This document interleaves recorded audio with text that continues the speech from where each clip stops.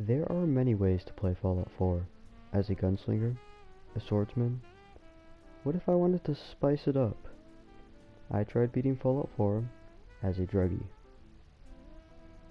After making a man so good looking he could put Mr. Bean to shame, I proceed to leave the bathroom, talk to Codsworth, and do some sweet parkour.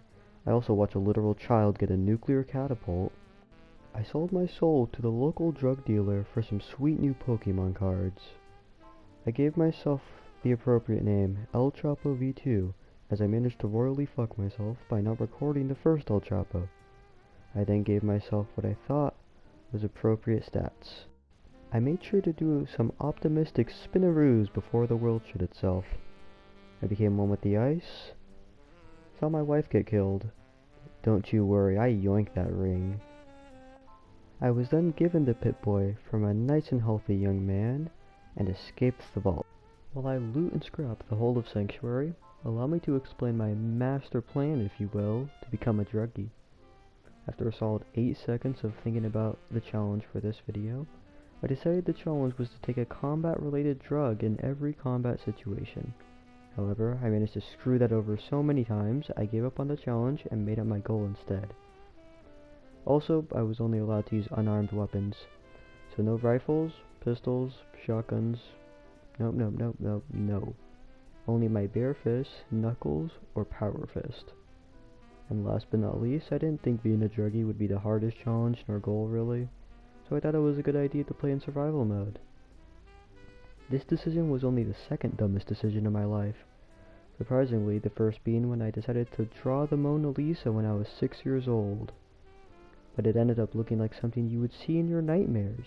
Lucky me, that piece of shit isn't hung in the hallway, so I can lose an hour of sleep every night. Wait, I went off script, shit. Oh, yeah. Oh, right, survival mode. Yeah. You have to eat, drink, and sleep in survival mode. Yeah.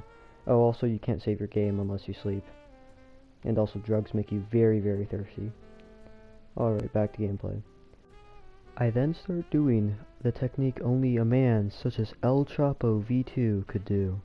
The ancient and sacred technique of building shelves until you contract arthritis.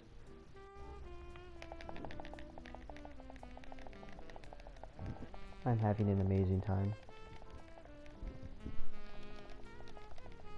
This is great.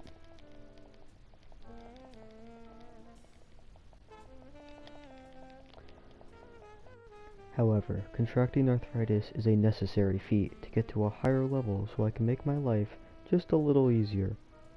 I then picked some perks that could boost unarmed, some charisma stuff that will make my character even sexier and more seductive than he already is, and some perks that made me higher than someone who thought it was healthy to directly inject soy sauce into their bloodstream.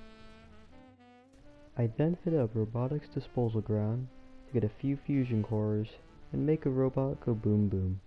After that shit show, I went to the mole den under the Red Rocket gas station and bullied some moles who dared stand against El Chapo V2. Then I died trying to parkour myself onto the Museum of Freedom.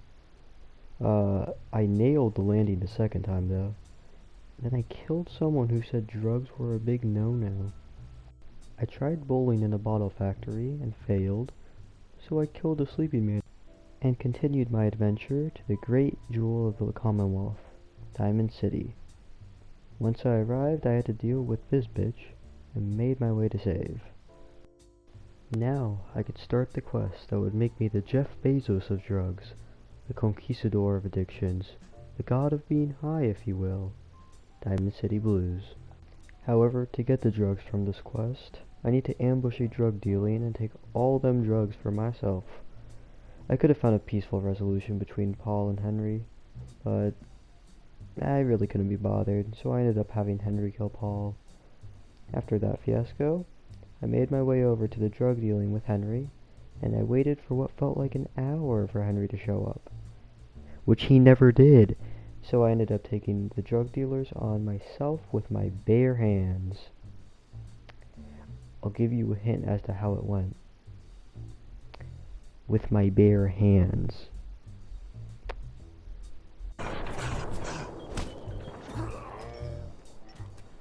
I decided to be smart for this quest, so I went back to the Museum of Freedom to get myself some knuckles. I decked them out with some modifications, bought a frag grenade, and I made my way back over to the drug dealing. I managed to take out all of them with just one grenade. After Trish finally decided to get up, Henry popped a cap in her cracker ass. And then I stole all the drugs in the world. Now was the real challenge. If I wanted to progress the game with unarmed and drugs, I would have to craft hella drugs and defeat Swan who sat in a pond. Now this went a lot worse than I thought it would. Even with all those drugs that I popped, there was no hope to beat this absolute monster of a behemoth. I had a total of 2 attempts, and on my second try, I tried using the sacred strategy of hiding behind a tree in hopes the behemoth could not hit me. However, that was to no avail. Without the weapon you get from killing Swan, I could not move forward in this game. The plan was to get the weapon he had on his arm, the Furious Power Fist, best unarmed weapon in the game. Finally, El Chapo version number 2 had had enough.